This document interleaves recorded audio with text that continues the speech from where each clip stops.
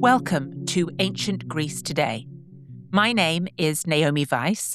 I'm a professor of classics at Harvard University, and I am your host for this podcast series, which brings together scholars and artists to think about the ancient Greek world and its afterlives.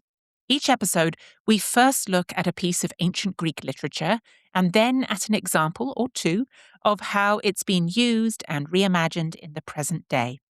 This season is Tragedy Today. Last episode, I introduced Sophocles and discussed Oedipus the King. Today, we're sticking with the same family, a pretty messed up family, and talking about Antigone, perhaps the most famous Greek tragedy of all. This episode is a little different from the others in several respects.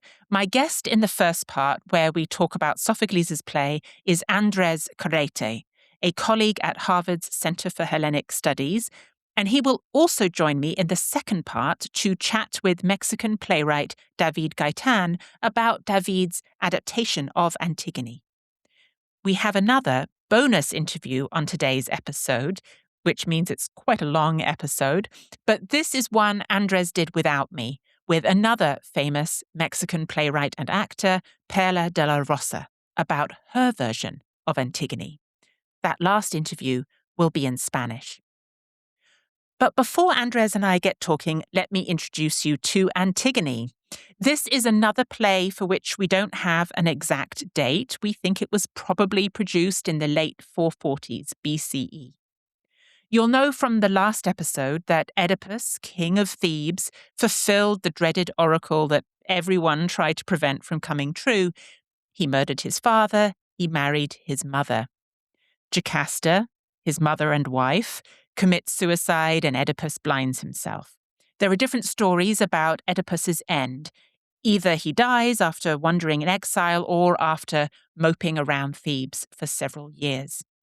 For our purposes, what we need to know is that Oedipus leaves his sons, Eteocles and Polynices, to rule Thebes between them. That doesn't go very well. They end up quarreling. They try to compromise by taking turns ruling, but one or both of them try to take over the city more permanently for themselves. Polynices ends up going off to Argos. He raises an army there in that other city and attacks Thebes, where Eteocles is claiming the throne. Eteocles' forces defend Thebes from Polynices' attack, but the two brothers end up killing each other. This sequence of events is the basis for both Aeschylus' Seven Against Thebes and Euripides' Phoenician Woman, and a lot of other lost plays as well. They leave behind their two sisters, Antigone and Ismene. Antigone the play begins just after the brothers' mutual slaughter. All of Oedipus's direct male heirs are dead. Creon, Jocasta's brother, Antigone's uncle, also great-uncle, has taken over as ruler of Thebes. Now, in previous versions of this story, Creon refuses to allow the Argives to recover their dead for burial. Eventually, he is persuaded or forced to hand them over. In most versions, the one who makes him back down is the hero Theseus, along with his Athenian army. This was a whole epic cycle of its own. It was as popular as the Trojan cycle, but little survives. Sophocles' version is very different. Here, the focus is on a single, unburied body, the body of Polynices, the brother who attacked his own city. There is no mention of the Argives, the Argive dead. Creon has ruled that this body specifically cannot receive burial rites, that it should just be left out in the open outside the city to be eaten by animals and rot away. The main opponent of Creon's edict is Antigone, sister of Polynices. There's no Theseus type here. There's no big army with a Theseus. The role of that male hero and his army is replaced by a girl, Creon's young niece. She's also his soon-to-be daughter-in-law. She is to marry his son, Haemon. By zeroing in on Antigone, Sophocles introduces very different dynamics to this story, dynamics of gender and power, the girl against the king, also through her and Haimon, dynamics of desire. Antigone defies Creon by burying her brother. She tries to persuade Ismene to join her, but Ismene prefers to submit to the king and his laws. Creon finds out that someone has been putting earth on the body and sends his guards out to catch the culprit. They bring Antigone to him. Girl and king, niece and uncle argue. He demands she follow his law, human law, the law of the city. She sets against that divine law, which demands that the dead receive burial rites. After she refuses to back down, and despite Ismene's attempt to intervene, Creon sentences her to death. She's taken off. Haimon tries to persuade his father to relent, but their confrontation goes badly, with Haimon eventually warning Creon that he'll never see him again. Creon then refines Antigone's punishment. He'll wall her up in a cave with just enough food where she'll either die or, he thinks, learn. After Creon announces this, the chorus, which is made up of old Theban men, sing perhaps their most ominous song in the play. It's a song about the overpowering nature of eros, love or desire. Do they mean Haimon's desire, love for Antigone? What will it make him do? Or is it Antigone's for her brother and father? Remember, this is quite an incestuous family. She repeatedly talks not of marrying Haimon, but of going to her death to marry Hades, or to her tomb as a wedding chamber, and how, in death, she'll join Polynices and Oedipus. Antigone comes in and sings, mostly songs of lament, with the chorus. Creon enters again, and Antigone, after switching from song to speech, is led off to her punishment. After the chorus sings of possible precedents or comparans for Antigone, Tiresias enters. He's the prophet, the one we already met in Oedipus the King. Now, you'll remember that Oedipus did not like what Tiresias had to say. He eventually found out his identity for himself. In Antigone, again, Tiresias tries to persuade the king of Thebes, now Creon, to change course. It seems like Creon might waver, he doesn't, Tiresias leaves, but then the chorus, this group of old Theban men, as I said, intervenes, and Creon finally realizes his folly. And now time is of the essence. Can they reach Antigone before it's too late? We feel hopeful. The chorus feel hopeful. They sing a joyful song, but then the messenger enters to tell us, to tell the chorus, and to tell another character, Eurydice, Creon's wife, what happened. Creon and his men got to the cave. They managed to get inside to find not just that Antigone has hung herself, but that Haimon has just arrived there too, and he has a sword.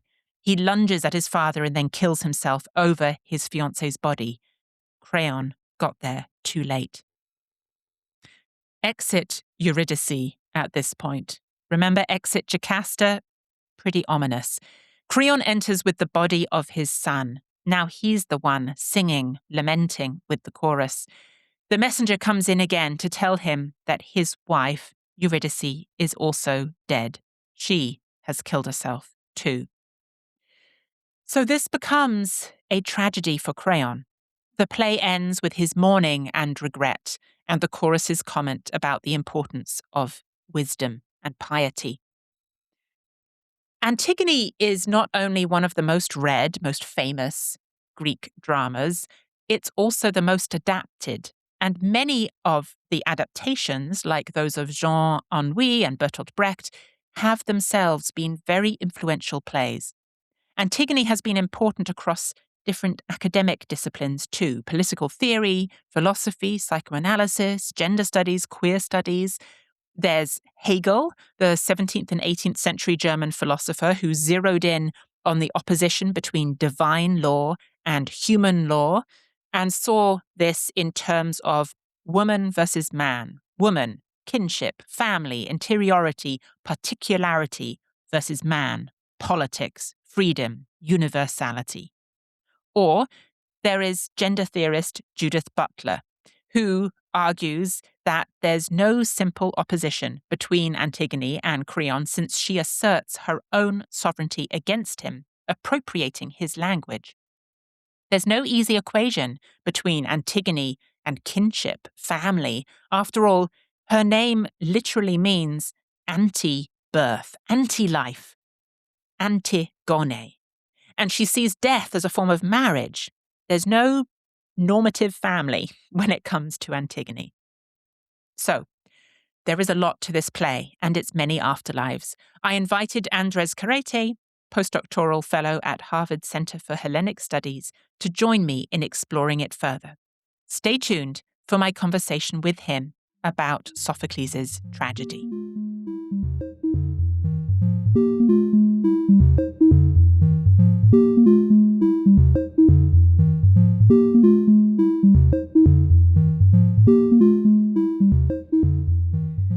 I'm joined by Andrés Carrete, who is a postdoctoral fellow at Harvard Center for Hellenic Studies and academic director for the Scholars in Training program, which is run jointly by the center and by my own Department of Classics at Harvard. Andrés is an expert on Greek tragedy and receptions of Greek tragedy, especially in Mexico. His book, Antigone a la Mexicana, A Discourse of Heritage, Resistance, and Reception, is coming out very soon with Routledge this year. In fact, by the time you listen to this, it might already be out. So clearly, I'm delighted to speak with Andrés about Antigone. He will be my interlocutor actually for the rest of today's episode. First, talking about Sophocles' play, and then as together we chat with two Mexican playwrights, David Gaitán and Perla de la Rosa. So Andrés, thank you so much for being here. Thank you for having me. It's an absolute pleasure. I thought we could kick off in our discussion of this famous play, but difficult play, by thinking about Antigone versus Creon. It's so easy, right, to view this play in quite black and white terms, in terms of that opposition, a kind of binary opposition. Antigone versus Creon, woman versus man, powerless versus powerful, and of course, divine justice versus human law, or just justice versus tyranny. How far do you think those oppositions are helpful? How far do you think they actually play out in the tragedy itself? So I find that the oppositions actually allow us a very good inroad into what the play does and is. So I do think that to a large extent, Creon and Antigone both represent these rather extreme personalities, rather extreme ends of a discussion, right? So they are opposed to one another because of these things. But at the same time, I believe that the play, via its other characters and via some of the brief moments of hesitation that we see with the characters of Antigone and Creon, encourages us to, delve a little bit deeper to understand that despite the appearance of this very black and white conceit that these characters represent, um, characters who are otherwise very similar to them will offer a counterargument to that extremism, right? So Haemon, for example, Creon's son, speaks in defense of Antigone and speaks of public support for Antigone, uh, negating to an extent that very gendered polarity that we might otherwise read if we just focus on Antigone and Creon.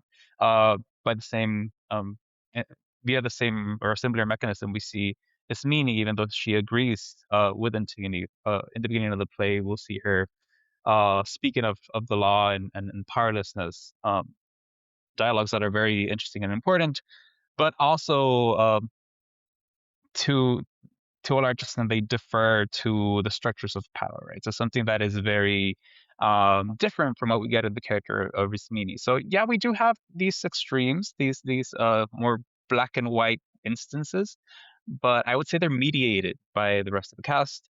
And slightly we see moments of doubt with both Antigone and Creon, right? So we see a lamentation in which Antigone does hesitate. She once her fate has for the most part been established, she considers whether she acted justly or not. And same with Creon. After the prophet Tiresias, who historically is always right, but unfortunately like never quite listened to, speaks to Creon and like seems to tell him that he's kind of messing up. Creon does have the moment I was like, huh. A brief instance of reception, right? That makes us at least consider the fact that even within their own worlds and their own mentality, there is this hint of the opposite of the binary existing there. So just to very quickly reiterate it, I think the polarities and these kind of extremes are important for us to make a first encounter with the text.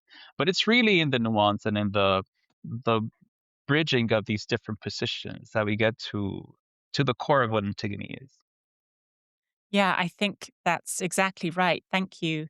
I often like to emphasize to my students that, we like to think of Antigone as sort of against the patriarchy, right? So that there's that kind of opposition. But at the same time, she's upholding an alternative patriarchy, which is her brother and her father, who she's maybe overly attached to.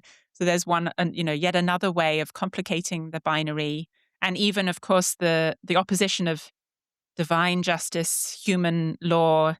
We think about the context in which this play was produced, when Athens is super powerful, but also it's the period of increasing democracy and lots of legal structures in place in Athens that are crucial to the workings of democracy, which is human law. So um, to be against that is not necessarily always, in that context, a bad thing.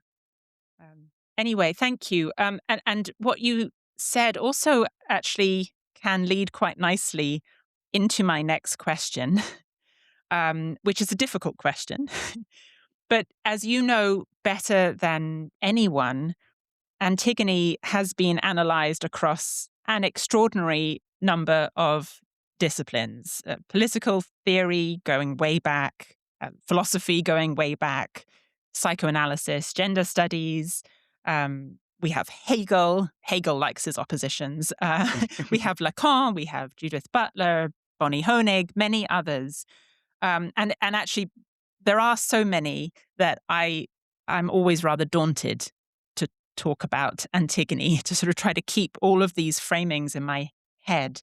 But many of them uphold or undo the oppositions that we've just been talking about. Which of these theoretical frameworks for this play have you found most helpful for your understanding of what's going on? So I'll preface this by saying that like I feel all of these frameworks are whether just the way in which we engage with Antigone already has a lot of them almost like preloaded to an extent. Absolutely. So even though we have an encounter with the text, oftentimes the way in which it is presented to us, even in the preface of a book or a translation, or if we're in a lecture hall and somebody's presenting Antigone to us, we are somewhat primed to interpret it in certain specific ways because of its rich history and because of all of these engagements.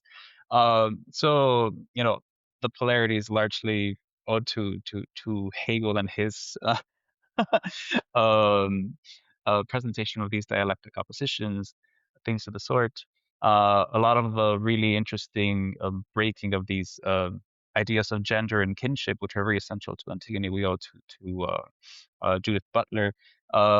Who, if I had to choose one of the like really major theories, I've talked about it, I think is the one that bears the most on my work, just because the idea of breaking with this understanding of kinship as something that can go beyond what is considered normal or normative is really useful, especially for looking at Antigone in beyond the Anglo European sphere.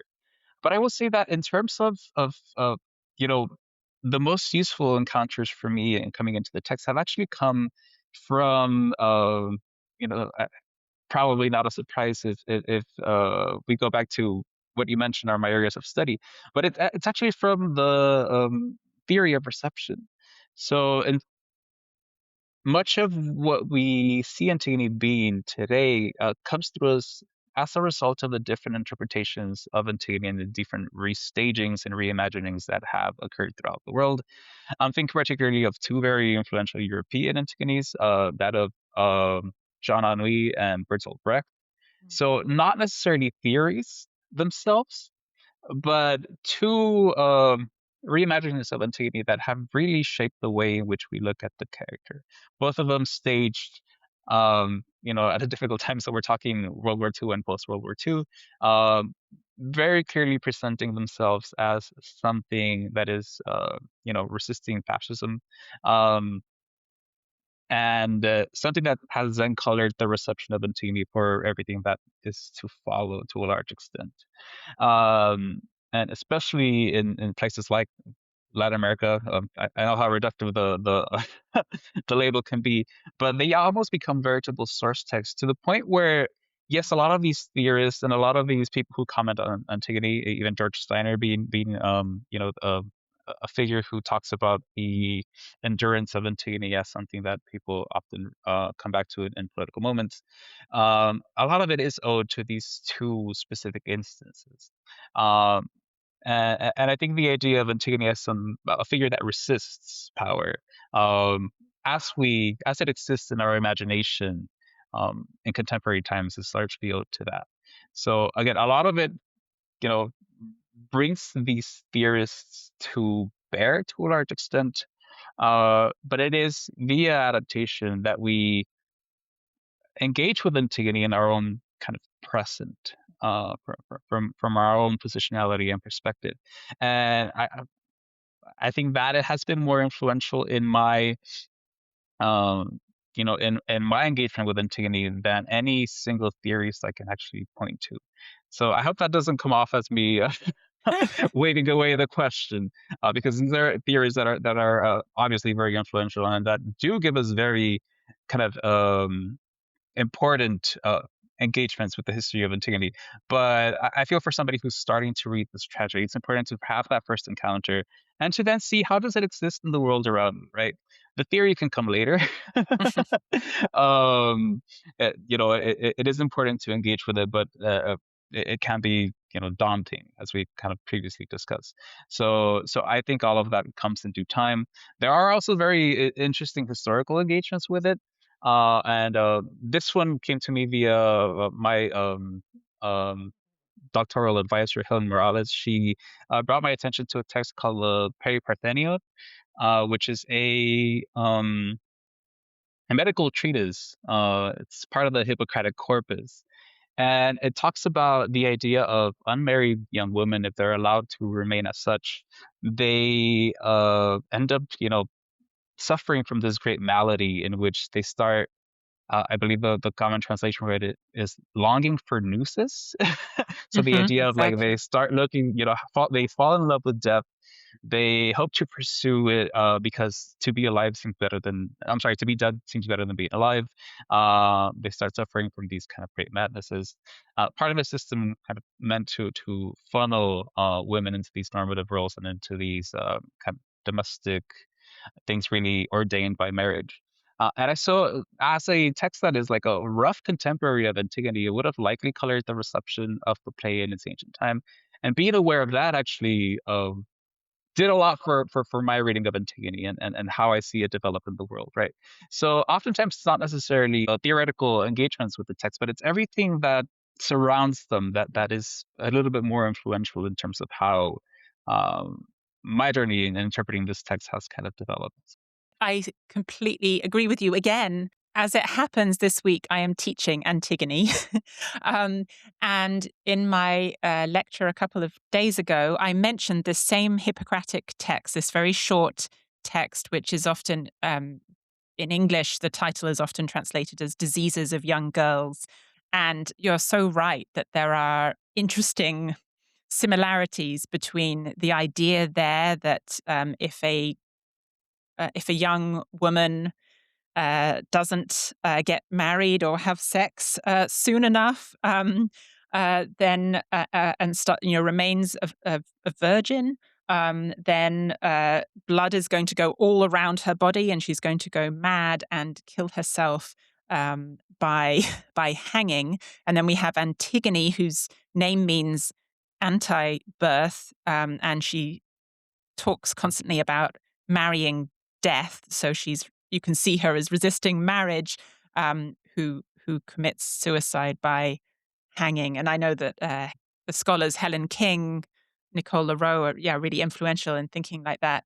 And I think for me too, I really like how you've put this, that these other framings, some of them contemporary, really uh, easily add as much as the ones that are contemporary to us, in our understanding of the text. Um, so thank you very much for that. And also, I sorry to go on, but I might mention that uh, later today, I am teaching Anne Carson's Antigonic, which, as you know, is this wonderful recent version of Antigone. Antigonic. Nick is a character in Carson's version, who doesn't speak, but he's always measuring. Um, and Carson, the reason I mention this version is, of course, because she's constantly referencing all the other versions of Antigone that have come before, especially Brecht, who you yourself mentioned, and also Hegel and Butler. And as she says early on in her translator's note, there's never a blank slate for Antigone. Anyway, thank you. We have talked about Antigone and Creon and their opposition. And already you've mentioned a couple of the other characters and how they complicate that opposition, Haimon and Ismene. And I really like that you did so, because it is important to remember that the play is not just about these two. You also mentioned Tiresias, and there's Eurydice, and of course there's the chorus. I wondered if you could talk a little bit more about how you see these characters, what roles they might play. Yeah. So, as is often the case with tragedy, we need somebody that we can more closely relate to. Oftentimes, the figures that are put on stage as being the ones who experience the brunt of tragedy are figures with really extreme personalities, right? So I think the rest of the cast is actually there as a counterbalance, as figures who can help us focalize and relate to the primary figures on stage through different kind of modes, and they might create sympathies in places where you might not expect them initially. So I think the rest of the cast is very important to that. It's meaning in particular, as somebody who, like, you know ideologically stands with Antigone, but also is very cognizant of the structures and of power that exists, and the enormity of the enormity of the task of resisting and what it would imply, right? So it's uprooting something that is so deeply entrenched in the society that she exists in. So from that, we get to see somebody who's like, yeah, I know there's a great injustice, and that's how I see it, but um, what am I to do? So that's something that I feel like we can often relate to, especially with the world being in the place that it is at the moment. Similarly, we have somebody who is with Tiresias. We see somebody who is in a position of some authority, right? So somebody who has historically, and via his many representations in myth, has some sort of moral authority, some sort of clarity of what the world is and how it functions. Nevertheless, when he's brought before this, royal figure in the Fates of Creon, um, he is ignored, but also to an extent abused, in the sense of what is, he's depicted as this charlatan, somebody who is saying the things that he is saying with the hopes of undermining structures that exist, or undermining Creon in particular. So again, in the audience, people might have been in that position before. Like, they see something that is happening that is wrong. They might have the answer as to what is correct, but that is, again, being pushed away by these structures of authority that are represented via Creon in that particular instance. Uh, so all of these characters give us a new window to look at the text and to interpret these two characters in the form of Antigone and Creon, who might otherwise seem to be quite extreme, right? So I think that's their primary function. But they also they are the characters that add the nuance to the play, right? The ones that really complicate the tragedy because they allow us to imagine possibilities that are maybe not entirely present for Antigone and Creon if we hold them as these two um, extreme ideological opponents. Yes. Yeah, and I completely agree on this too. That these characters offer these intermediary perspectives, but intermediary between the extremes and us as the audience. Um, it's harder to think about the chorus sometimes, maybe especially in this play because their songs, at least for my when I teach it for my students, can be very confusing. um, so when they sing, for example, of the dangers of desire or the power of desire of eros, what is that bringing to the play? Um, we could sort of think of that in terms of the sort of non-normative desire that we may see on display through Antigone, but it's not always immediately clear in the moment, right, with the chorus. Yeah, I think the chorus is fascinating because they also react in real time, right? And they do set up some of the thematic parameters for the play. So their first and probably most famous chorale, often referred to as the Ode to Mankind, is when they lay out these possibilities for what it means to be human, right? So humans as the Greek word "dana," being something that is hard to translate because it means marvelous to an extent, so these wondrous things, but also things that cause awe and not necessarily in a good way, right? So the possibility of humankind to likewise walk towards great calamity, but also to accomplish all of these kind of really marvelous things, uh, limited only by their inventiveness to an extent. So they you know they lay out they lay out the possibilities for what a human can be. They give us a bit of a primer into the extremes that can be reached. And it's interesting that these two characters who are so extreme in their positionalities and so seemingly opposed to one another end up with a very similar tragic fate because of their pursuit for those, right? So I think via the chorus, what we get is an invitation uh, to consider these characters as extreme as different kind of ends of the spectrum, and to also have the ability to kind of change our minds, which again is part of the immediate reaction to tragedy that we see with the chorus, but also is something that we can see via the characters, right? So the characters who we've mentioned before, like Ismene, even though she has her initial opposition, uh, ends up wishing to share Antigone's fate and her punishment by the end of the story. In solidarity with her sister. So that ability for change and malleability of not necessarily perspectives, but of human experience, I think are laid out for us in the chorus and their interventions in the play. Yes, I like that sense of malleability, which we need the chorus for, as well as these other characters. Um, we should begin to wrap up this conversation. I wanted briefly, though, to ask about your own recent work focused on the Mexican adaptations of Antigone. Are there any particular trends or through lines across the modern plays that you study in terms of how they respond to the ancient tragedy?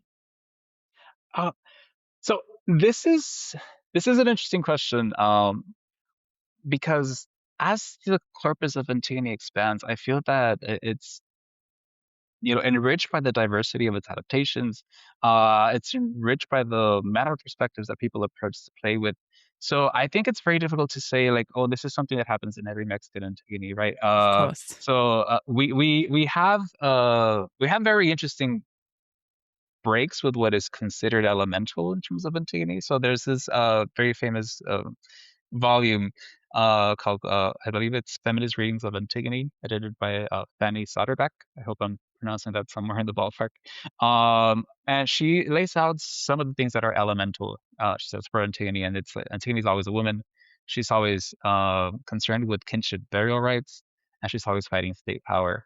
Three things that, as I've explored the Mexican tradition of adapting Antigone, don't necessarily hold true.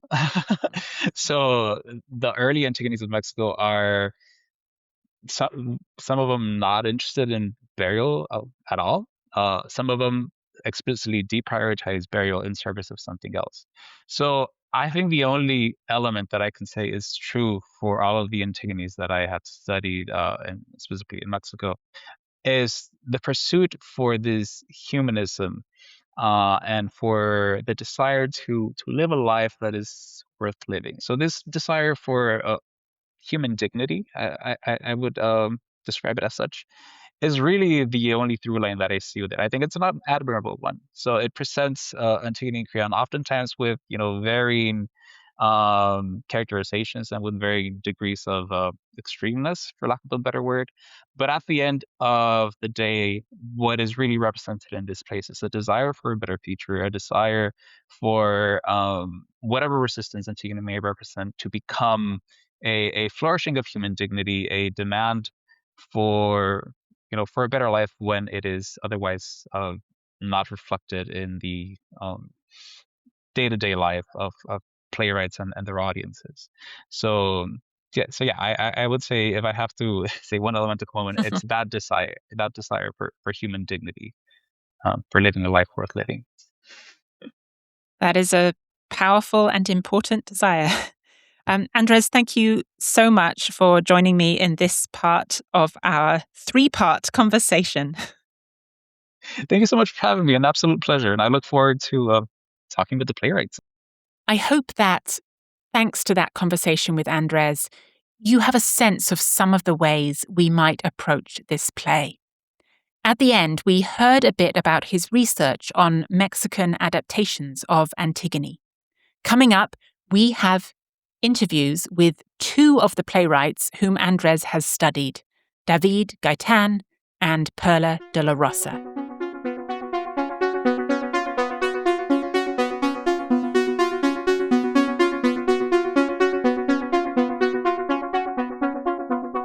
We are delighted to be joined virtually by David Gaitán, who is an award-winning playwright, director, actor, also teacher. David is the co-founder of 2 theater companies in Mexico, Un Pino en la Vía Láctea and 8 Metros Cúbicos Hace. And his plays have been performed not only all over Mexico, but at numerous international venues from the US to Singapore, Berlin, London. His plays are really too many for me to list, so I'm just going to mention several of them that have been adaptations, not just adaptations of Greek tragedy. He also produced a version of Ibsen, Enemigo del Pueblo. But yes, of Greek tragedy too. So, for example, Edipo, Nadie es ateo, Nobody's an Atheist, which premiered in 2019. And, of course, Antigone, which we're going to be talking about today. So, David, welcome to Ancient Greece Today. Thank you so much for joining Andrés and myself to talk about your work. Hello, thank you for inviting me. I'm really happy to be here. Thank you. I thought that we could start by simply hearing about your take on Sophocles' Antigone. Could you simply tell our listeners about your play, give them a sense of your play, and in particular, how you reconfigure the Greek tragedy, what you use it to respond to and to explore? Sure. Antigone is a play I wrote, I think like 11 years ago. So I was invited by UNAM, which is probably the best venue for artistic theater here in Mexico. That they produced the play, and they invited me the day they were on this Greek circuit that they were producing 3 plays related to Greek myths. So they were very clear that they wanted to do Antigone or something around Antigone. So they invited me pretty specifically to work around that myth. And at that moment, uh, it's not sadly it's not exceptional, but at that moment there had been a very very very serious and very painful event in Mexico, which was that 43 students disappeared by the military. They still haven't been found, although officially the case has been closed.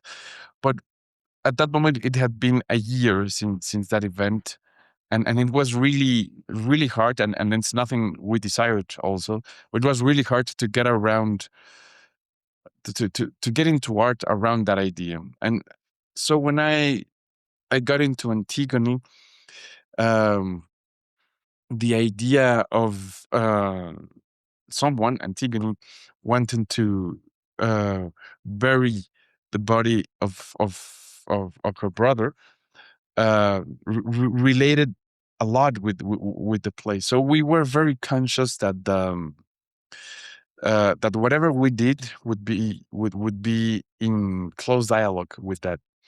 And at the same time, we wanted to use theater, which is pretty much what I try to do with the plays I do, to inject um, like a complex factor into the conversation. So that was kind of where we were thinking around the time we were doing Antigone. So the adaptation I made was mainly like if we depart from Sophocles' version, was mainly that I abandoned the conversation between the divine laws versus the human laws, which is pretty much what the argument that Antigone makes on Sophocles' play. And like we set it all in, like in the human level. It's pretty much, I mean, with some deviations of this, but it's pretty much kind of a trial um, to Antigone. That's pretty much the whole play. So it's a play of ideas. It's a play that for moments it looks like an essay. Also on stage, and it's about how like revelry, like legal revelry, like that became our topic, and how burying the body of someone, even when the law says you can't, if you go and do that, which is an action which is a moral and ethical action, is something that will expose a corrupt government or a corrupt law. In this case, placed by Creonte, Creon. So that was pretty much what we were playing around that idea, trying to I put a lot of emphasis also in trying to take some distance from the idea that both Antigone and Creon could be simple characters, like trying really hard not to make Antigone like undisputable hero, and also trying really hard not to make Creon an undisputable villain. So part of the adaptation I make, like, gives to Creon a lot of arguments that in a specific contexts could be even applauded, like kind of what we're saying today with the far right wing coming into power in several places around the world. But the idea was to tried to make a mechanism throughout the play itself and the staging of the play, where by seeing arguments and by seeing complexity around the characters, the audience, like we invited the audience to make their own decision of why Antigone was right, rather than like dictating them she's right and he's wrong. So that was kind of the of our objective with this play. Excellent. So you actually speak to something that I'm really fascinated by, and it's this idea of Antigone's legacy. And it sounds to me like you're resisting some of the prevalent currents that we see about Antigone in Latin America. So you mentioned very specifically her not being this like undisputed hero, Creon not being this, undisputed, inarguable, irredeemable villain, right? Um, the scholarship of Antigone in Latin America tends to read these characters as such, right? As either one or the other. So I'm wondering, kind of a two-part question. First of all, are you engaging with any other Antigones from Latin America or any of the like European tradition, like Brecht or Anui, on the one hand? And secondly, how do you in those situations work with a play that has such a storied legacy, right? So are you conscious of it? Is it something that pressures the way in which you interpret it? Is it something that um, that colors the way your audience looks at your play after the fact? So are they aware that there's an Antigone in the background? And if so, what does that do for their reception of your play? Yes, it's quite an issue what you ask, because so yeah, at the beginning I do invested quite some time in in an investigation process, which naturally implicated not only rereading um, Sophocles, of course, but also, as you said, Antigone has tons of versions. So I tried to get into plenty of them. I read Jan and Wins, as you said. I read Jose Watanabe's one, um, uh, Zizek's one, Bertolt Brecht has another one. I also read, and this was particularly an influence, George Steiner's book around the Antigone's myth. What I like, tons of essays that are around Antigone. So I really got into those, but at some point, I decided, and I think this has to be an artistic decision if you're gonna make your own show, your own, because the plan since the beginning was for me to write it and then I directed it. The decision at some point was, like kind of thinking I need to stop, because what happens with this totemic place as Antigone is that the the impulse is to honor the original, because they're so there's such a totem on our imaginary, and for the West in general, that the idea is that they're so much bigger than me, than you, than anyone, um, that you have to kind of kneel down, honor it, and like thank it in a way with your own play. And I think that that's not a great position for theater to put itself on, to put itself in. So I kind of decided I have to okay, then like it was like, okay, I have all this, I have all these notes, but now I have to do my own thing, um, and I have to accept the reality, which is it's quite a thing when you deal with classics, with totems in general. I have to accept the fact that there's going to be an important, mainly I would say, academic wing, which is a wing that I identify with, and I, as Naomi was saying, I teach. I'm really into theory, and it's not something that I don't relate with in my life and in my artistic identity. But as an artist, I had to be conscious that there would be lots of people that would approach my piece from an angle in which the feeling would be, this is not Antigone, in like, and then argumented in several ways, you know.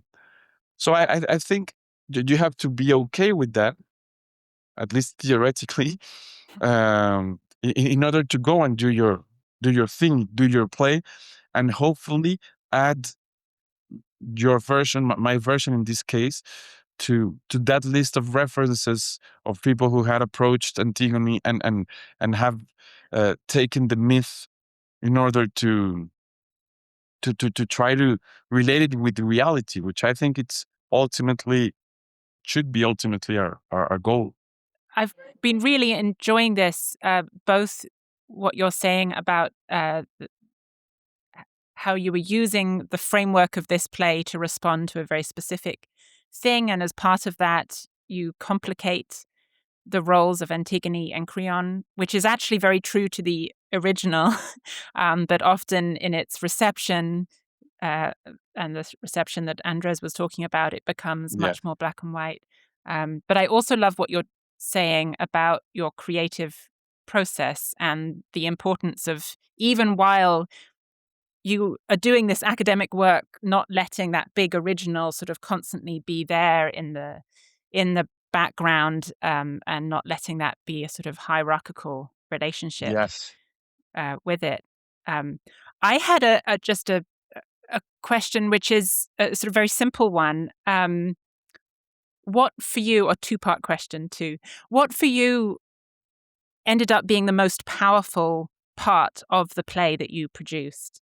And also, maybe, what was the hardest part for you to work on when you were dealing with the ancient play? Was there a particular scene that you wanted to get across, but you really struggled with, or a particular character? So, sort of most powerful moment in the play that you produced, and the most difficult thing that you had to deal with in the ancient play. Yes, I relate both the answers more with the staging than with the writing of the play. Um, I'm going to begin with the hardest one. I think it had to do with it's more an acting and directing issue. I hope your podcast includes this reflection. Um, uh, it had to do with what actors and theater people in general, what we think about and how we relate with the idea of tragedy, and mainly ancient tragedy. In terms of acting, I think it happens the same thing we were saying, that this big totemic idea um, takes power upon us, and then we feel we have to act in very specific ways, which have to do with what we've seen, with some formal decisions, kind of artificial decisions. And I was very clear that I wanted to, again, take distance from that and try to do, and I know this is saying a lot and nothing at the same time, but trying to do a very actual acting that people, like, that the audience could relate with the way the characters were expressing themselves, the way they spoke, the way they organized their feelings, the way they express them, and rather than going to see a play, and rather than having the feeling that they were going to a museum, rather than going to a powerful experience at a theater. So that was quite hard in a way, because I felt we had to get rid of a lot of things that we have learned and that we are many times eager to perform and to verify on stage, and to honor several things. I think it happens kind of the same with, I don't know, with authors as Shakespeare, for example. That in Latin America, I think we have a way of thinking how we should act this or that, and then that can get a bit in the way. So I would go for that one with the hardest part, and the most powerful. It also has to do with the staging. This was a play that had the opportunity to tour in several countries, and then I make a second staging of it in Spain, and again it toured a lot in within Spain. And I'm mentioning this because of this moment was particularly powerful when we were on tour. Is that at the end of the play, what I wrote is that the people of Thebes, the young chorus of Thebes that attend this Antigone's trial, get this. I wrote it when I wrote it, and then I had to stage it somehow. But they got on their feet and lapidaban Creon, like with stones that they killed Creon, which is pretty much the way he had determined Antigone should be killed on the play. I don't remember if Sophocles wrote it the same way right now, but anyway. So what we had on the staging was that we had it depended on the venue, but we had around between 50 and 100 young actors in the audience, like hidden, like watching the play. And by the end of the play, they answered Creon as a chorus, kind of play with the ancient idea of the chorus of a lot of people talking at the same time. But it was quite a surprise for the audience when, like, so suddenly everyone, that was kind of the feeling, everyone answered from the seats. That was really powerful. And eventually, the very end of the play, of the staging, was that they got on their feet and they began to run around the audience for a bit. There was the music and the lights and everything around it, and then they went onto the stage, and it was a very simple action, but performed by many people. Like they just brought stones from one point to another, and we prepared Creon in such a way that by the time all of that was cleared, Creon was with stones all the way up to his neck. And then there was, although we have seen by this time that Antigone had died, she had killed herself on our staging by this time. We kind of made the image that Antigone was leading this really really numerous chorus of people that were behind her. So, and that was the ending of the show, and that was really powerful with the audience. That sounds incredible. Thank you. I really want to hear more about this. And I also know that we have to wrap up. Wow. Thank you so much, David, for telling us about this play from quite a few years ago now, but I can see how it will continue to resonate and speak to multiple audiences, whether or not a group of 50 to 100 actors come from them at the end of the performance for many years to come. So thank you so much for joining us. No, my pleasure. Thanks for inviting me. That interview with David was so special because we not only heard about how he understood Sophocles' Antigone, but also about how he produced his Antigone as political theatre for the present, and how he put it on stage, and the different dramaturgical choices that create different meanings. We have a bonus part to this episode, an interview with Perla de la Rosa. Since my Spanish isn't that great, Andrés conducted this interview instead. Perla is an award-winning actress, director, playwright, and educator. As an actress, she is known for work across Mexican film, television, and theatre. I'll single out just one of her most recent roles, that of Yocasta in the 2023 film Cassandro, alongside Gael Garcia Bernal. As a playwright, director, and teacher, she is deeply involved in theatre in Ciudad Juárez. The very first play she wrote, and the ones she and Andrés talked about, is Antígona, Las voces que incendían el desierto. For those Spanish speakers among you, stay listening for another take on Antigone.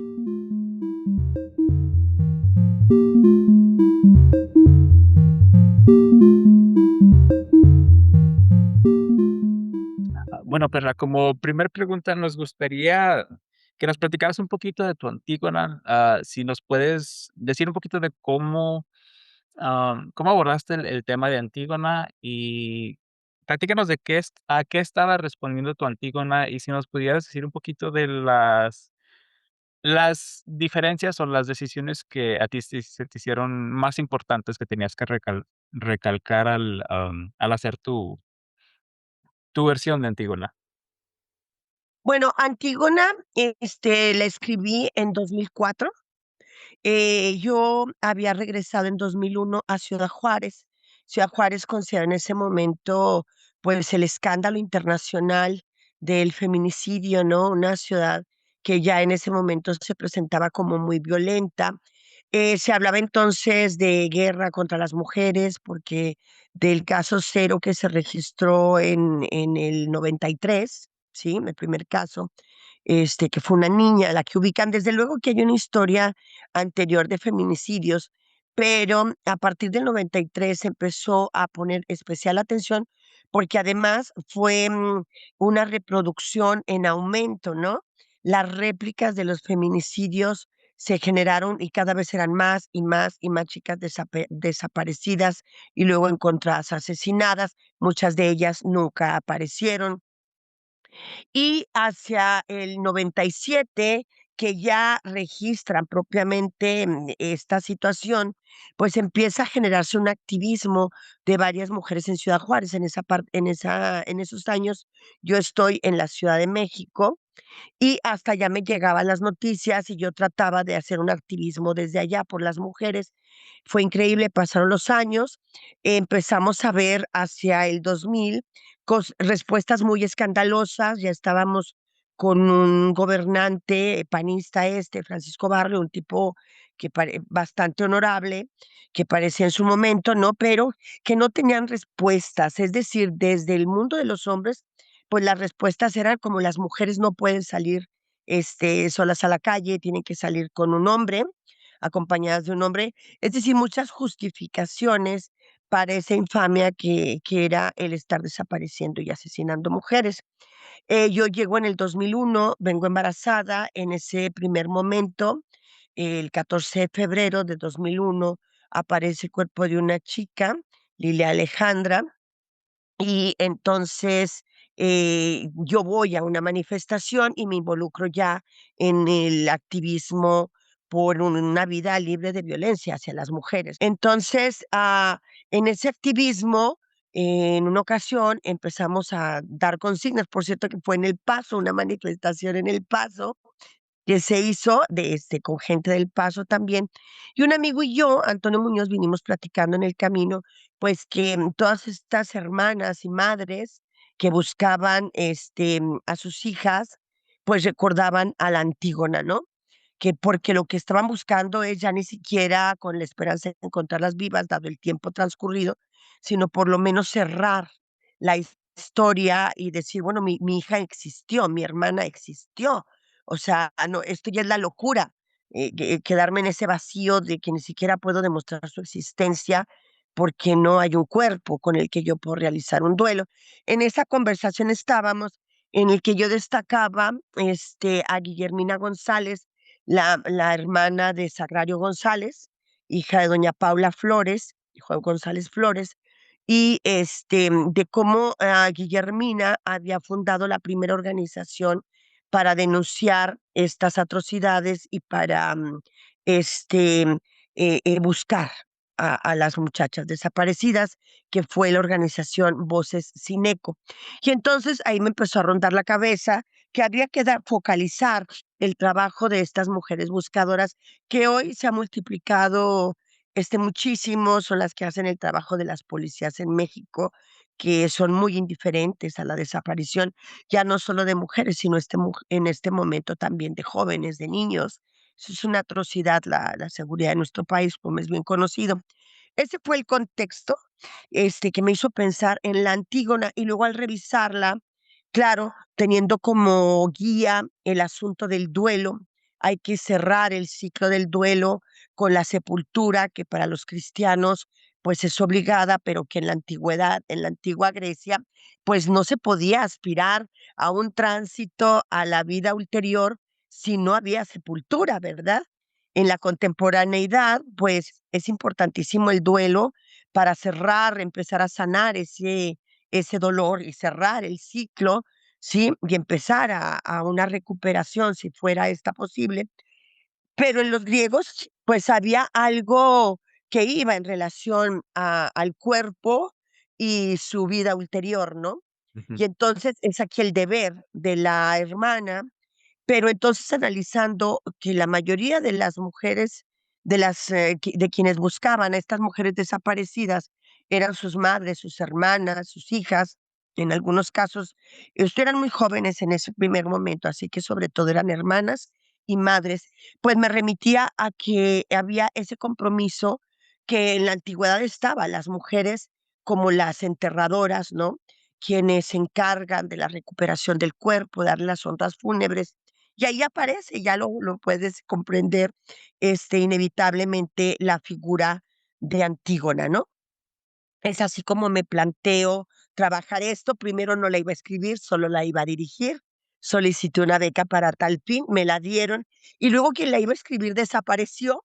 Yo no escribía y ya no conseguí dramaturgo que me satisfaciera y entendí que esta realidad desde la masculinidad patriarcal existente de manera pues mucho más acentuada todavía en el 2004, que es cuando me enfrento a este proceso, y ha habido un salto, pero si nos remontamos a 2004, todavía estábamos en entendidos donde los gobernantes te hacían estas recomendaciones, que no vistas minifalda, que tienes, no salgas sola a la calle, y nos preguntábamos, ¿y qué hacen las mujeres que trabajan? Si en Ciudad Juárez la mayoría de la fuerza de trabajo en las maquiladoras son mujeres que salen en las madrugadas y que hacen miles y miles de mujeres madres solteras y las mujeres que tienen que ganar la vida para sostener a sus familias, ¿no?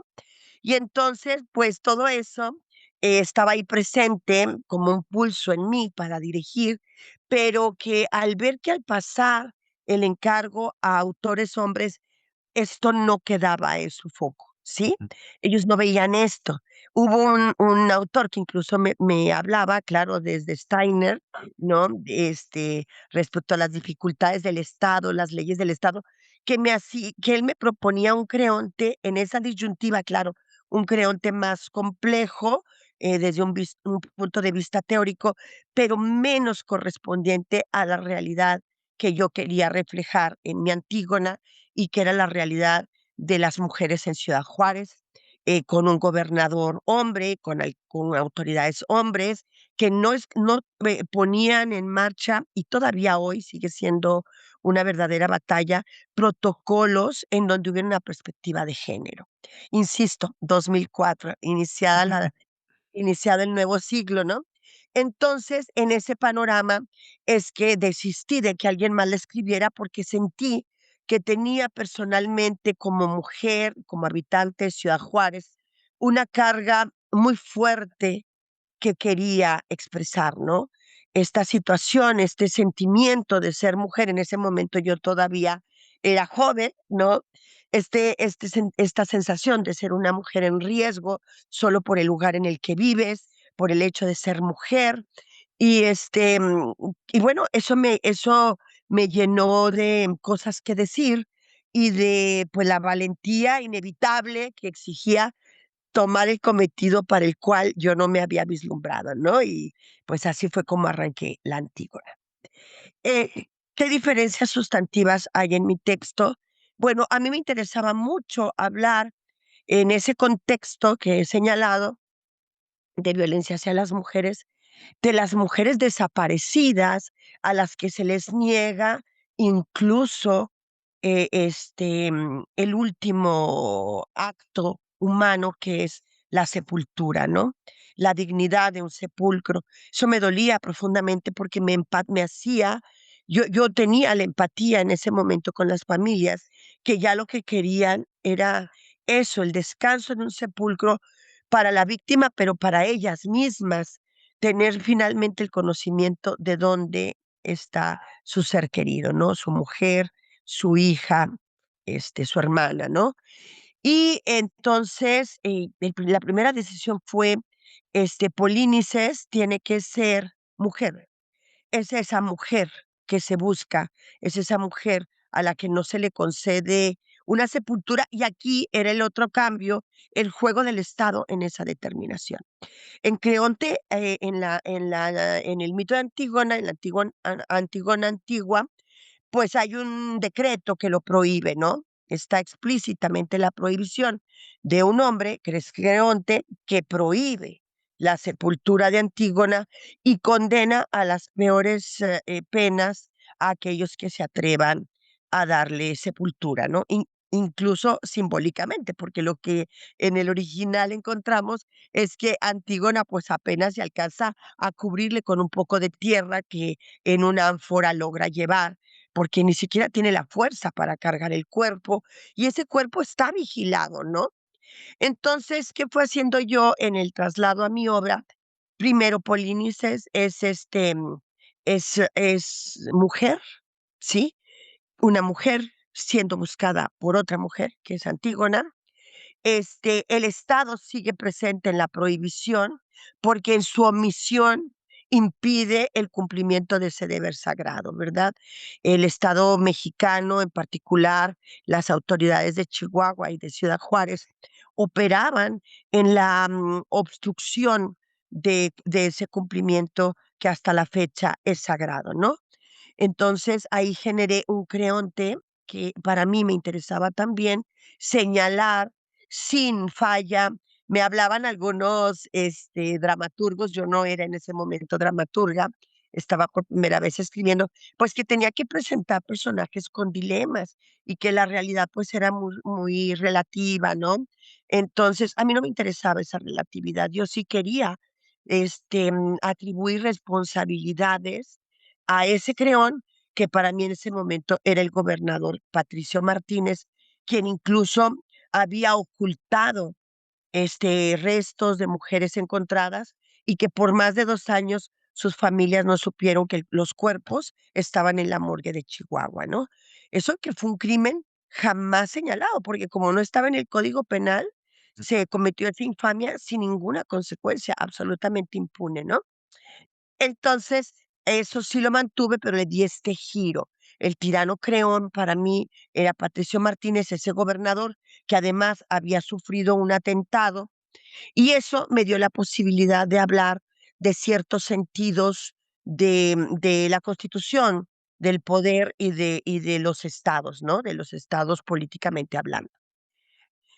Meto el tema de la narcoviolencia porque Creonte contrata a un sicario, ¿sí? Hace contratar a un sicario para que se deshaga de esa mujer tan incómoda que lo ha confrontado, que pone en cuestionamiento su poder, su autoridad, y luego, Antígona y Gemón, pues manteniendo lo que plantea la obra de Eurípides, ¿no?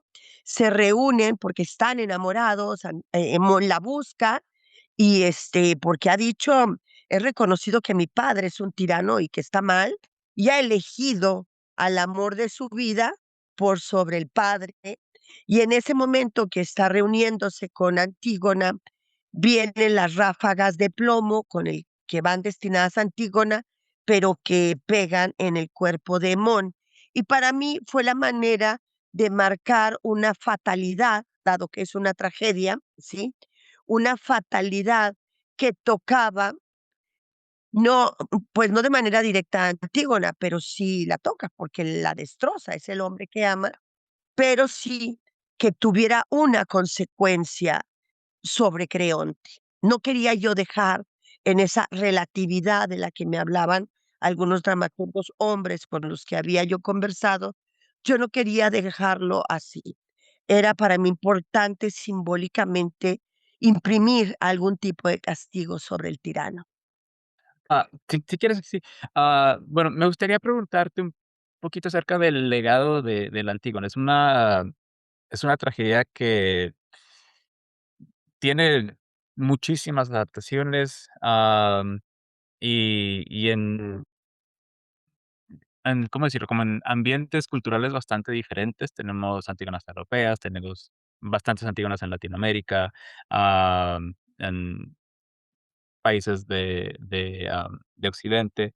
Y me gustaría saber si has, ¿dónde ves que tu obra cae dentro de esa tradición de adaptar a la Antígona?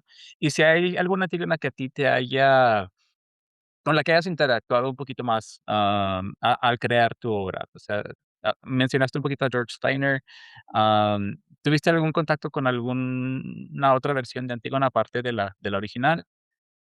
Sí, leí la de Brecht, de la cual, por cierto, en la cual me inspiré para la primera escena, que es como un prólogo, ¿no? Ujú, Que está diferenciado del cuerpo, del resto del cuerpo de la obra, que es la primera escena, que a mí me daba la oportunidad para hacer un guiño sobre un tiempo presente y una geografía específica que era Ciudad X, y que la gente entendiera que era Ciudad Juárez, porque estas hermanas, son trabajadoras de la maquiladora, llevan uniforme de la maquiladora y ha desaparecido Elena, que es, la hermana que fue a trabajar en la madrugada, lo cual me permitía presentar esa realidad que sobre todo golpeaba a las mujeres de maquiladora. En esa primera parte del feminicidio, esos años, las características es que eran chicas muy frágiles, con aspecto vulnerable,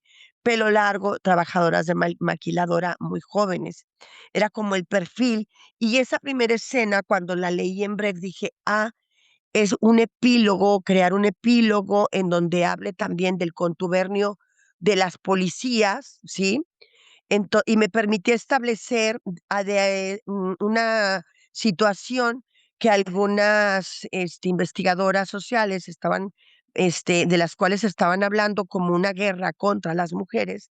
Entonces hice ese prólogo tomado de la idea de Brecht, ¿sí? Es decir, establecer un estado de guerra, incluso lo voy retomando a lo largo de la obra con cortes donde la mujer contemporánea sí va hablando, que habla de que tiene una hija y que estuvo cerca de de ese accidente que yo casi presencio, ¿no? Que me enteré por radio, que esos disparos en los que yo había sentido tan cerca de mí, que estaba con mi pequeño abrazada, muy asustada, y que la metí ahí en la obra. Bueno, ese personaje va recordándonos que estoy hablando desde la antigua Grecia de una realidad muy específica, que era la realidad de Ciudad Juárez. En ese momento, ya he de decir que incluso hoy, pero sería mucho más cruda. Hoy es terriblemente superior la violencia, ¿no? En el sentido de personas afectadas, etcétera, todo lo que ya se sabe. Pero bueno, fue Brecht y luego fue Schiller, porque Schiller tiene una concepción del Estado que a mí siempre el tema de los asuntos del poder, ¿sí? Me han interesado muchísimo. Es casi todos mis trabajos, no como escritora, sino como directora, que es mucho más amplio mi trabajo como directora, pero escojo todo aquello que habla acerca del poder. Yo me fasciné con Schiller cuando decía, y de él tomé esta noción, de que no es una persona la que está gobernando. En realidad, ese es el rostro de un grupo de grupos muy poderosos, fácticos y no fácticos, ¿no? Como en México, que es una realidad en México, que son este, toda una trama de grupos de poderes fácticos, los que conducen, primero, quién está al frente dando la cara ujú, para que las cosas sucedan como ellos quieren, y luego que dirigen las decisiones, actos y todo lo que hace Creón, ¿no? Cuando Creón muy claramente dice, ¿para quién es el poder? ¿Con quiénes se gobierna? ¿Para ujú, quiénes se gobierna? Entonces, eso para mí era clave. Es decir, esto es sostenido y mira, me estaba intuitivamente, sin mucha elaboración, me estabas aproximando a lo que se desarrolló después como teoría feminista, ¿no? El ujú, tema del pacto patriarcal. ¿sí? Y el patriarcado, estos grupos patriarcales, son los que sostenían y han hecho posible la atrocidad del feminicidio y muchísimas atrocidades de la narcoviolencia contemporáneamente, ¿no? En mi país, en nuestro país. Entonces, claro, hoy sabemos también, y los casos cotidianos hablan, que hay esta cosa, tan expresión machista que genera una gran violencia intrafamiliar. O sea, el feminicidio pues tiene causas que obedecen a ese patriarcado de gente con poder, de la narcoviolencia, que en la calle secuestra mujeres anónimas casi al azar, pero también está la gran violencia machista dentro de los hogares que hoy sigue cobrando víctimas, ¿no? Pero yo diría que fueron Schiller y Brecht en una mirada, más contemporánea, la que me llevaron a desentrañar lo que yo podía extraer como esencia del texto de Eurípides y del mito, ¿no? Porque yo quería reflejar, como te decía al inicio, previo a la entrevista, las desventajas de ser mujeres son las que están presentes en esta infamia de la desaparición de mujeres. Mi Antígona habla de eso, del feminicidio, la desaparición de mujeres. Por ello, Polinices, la mujer, y Antígona, pues son mujeres. Es las Ujú, mujeres que se rebelan ante una situación de profunda injusticia, de desigualdad, en donde no tienen condición de ciudadano, donde no se considera siquiera su categoría humana, por eso se les ignora, no se les busca a las víctimas, aunado eso a la desventaja de ser mujeres y además pobres. claro. Entonces, eso me interesaba que estuviera reflejado y cuando veo, bueno, cuando con estos ojos, con esta mirada, con esta inquietud, me enfrento al original, fue lo primero que leí, obviamente. Ujú, Releí, porque yo ya lo había visto en la facultad. Yo tengo la carrera en literatura dramática y teatro, y siempre me pareció fascinante Antígona por su rebeldía, porque ujú, me parece que es un arquetipo de rebeldía de una mujer que reclama una condición de ciudadana que en ese momento le era negada, y a través de la rebeldía, la desobediencia, ¿no? Eso es fascinante. Pero cuando voy y empiezo a revisar que además, pues es una migrante, porque Antígona se marchó, como Lazarillo de Edipo, su padre, ¿no? Y entonces es una errante, una migrante que también en mi ciudad, frontera con Estados Unidos, con problemas pues no problemas, es una geografía de tránsito de las personas migrantes hacia Estados Unidos, pues dije, es una migrante. Tengo otro elemento de la condición de desventaja de Antígona. Si se fue, es migrante, es mujer, y si se es migrante, se es pobre prácticamente, ¿no? Es correlativo, podríamos decir, ¿no? Y entonces eso me fue generando el perfil de Antígona. Te he de decir que todo esto hoy lo encuentro como si yo analizara mi obra, pero que no estuvo presente, ujú, sino a través de sensaciones, no en una racionalidad, porque Antígona, lo puedo decir, y a la luz de lo que se habla hoy también, la escribí con el cuerpo, la ujú. escribí con el espanto de lo que estaba viviendo al regresar a la ciudad de la cual me había ido por 20 años. Muchísimas gracias. Creo que ahí la dejamos, pero te agradecemos muchísimo que nos hayas prestado un poquito de tu tiempo para platicar con nosotros de esta obra que yo que he tratado el tema de la Antígona en México, mantengo que es mi favorita. Así que, como siempre, muchísimas gracias por tu tiempo y tu atención. Y Sí, muchas gracias, Andrés, que sea de utilidad. Un saludo para todos.